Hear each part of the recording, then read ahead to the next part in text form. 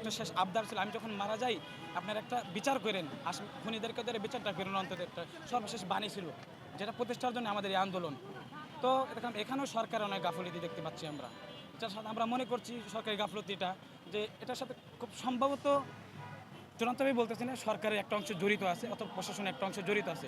অন্যথায় আমরা জানি বাংলাদেশের প্রশাসন, বাংলাদেশের গোয়েন্দা বিভাগ অনেক মজবুত, অনেক শক্তিশালী। একটা স্ট্যাটাস দিলেও তাকে গ্রেফতার করা হয়, একটা স্ট্যাটাসের পিছনে কমেন্ট করলে সেখানেও তার গ্রেফতার করা হয়। আর সেইখানে আমাদের বিপ্লবী শরীফ ওসমান হাদি ভাইকে দিনের বেলায় প্রকাশ্যে যখন গুলি করা হয়, শুট করা হয়, তখন যেই শুটটা ভিডিও পাওয়া যাচ্ছে, সমস্ত ডকুমেন্ট আছে, এরপরও সরকার ধরতে ব্যর্থ হচ্ছে। তখন তো আমরা এটা স্বাভাবিকভাবে নিতেই পারি যে এই হত্যাকাণ্ডের সাথে সরকারের বড় একটা অংশ জড়িত আছে আমরা বলে ধারণা করছি। 25 দিন হয়ে গেল, তারপর তো এখনো ধরা হচ্ছে না, এই বিষয়টি আপনার কোন চোখে দেখছেন?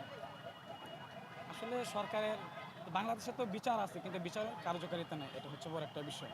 আইন আছে, আইনের প্রয়োগ নাই। যে আইন বিভাগের যা মানে ব্যারিস্টার আছে, মানে বিচারপতি, সবার বিচারের বিচার কার্যের জন্য টাকা আছে, বেতন আছে, সব আছে, কিন্তু আমাদের বাংলাদেশে ইনসাফের বিচারটা আমরা পাই না। আমার মনে হয় না সরকার ইনসাফের বিচার করতে পারবে। তবে আমরা বলতে পারি এতটুকু যে প্রয়োজন আমরা জীবন দেওয়া হলে আমরা বিচারটা আদায় করার জন্য সর্বোচ্চ চেষ্টা করি। ধর্মদ্রোহী তাসলিমা নাসরিন এবং দেশদ্রোহী যারা সন্ত্রাসী যারা ভারতে গিয়ে আশ্রয় নিয়েছে, ভারতের ভূমিকাটা আসলে প্রতিবেশী রাষ্ট্র আসলে আমরা তো স্লোগানের মাধ্যমে জানাইছি আপনাদেরকে যে সেফ হাউস অফ টেরোরিস্ট। যত খুনি আছে, যত কিলার আছে, যত সন্ত্রাসী আছে, এই সন্ত্রাসীদের একটা আঁকড়া হয়ে গেছে ইন্ডিয়া। আমরা সেটাই লক্ষ্য করছি। বাংলাদেশে তো সন্ত্রাসী আছে, আর সন্ত্রাসী কর্মকাণ্ড করে আর তাদেরকে ইন্ডিয়া সেফটি দেয়। সেজন্য আমরা ভারতের প্রতি উদাত্ত আহ্বান জানাবো, আমরা সহাবস্থানে থাকবো। আমরা এক দেশ এক দেশের প্রতি সহমর্মিতা পোষণ করব, তবে আমরা গোলামিটা মেনে নিব না কখনোই। ভারতের যে দুই দেশের যে চুক্তিবদ্ধ থাকে, সেটার নীতি অনুযায়ী ভারত খুনিদেরকে, শেখ হাসিনা সহ যত খুনি আছে, যত কিলার আছে, যত আসামি আছে, সবাইকে বাংলাদেশে ফেরত দেওয়া দিত।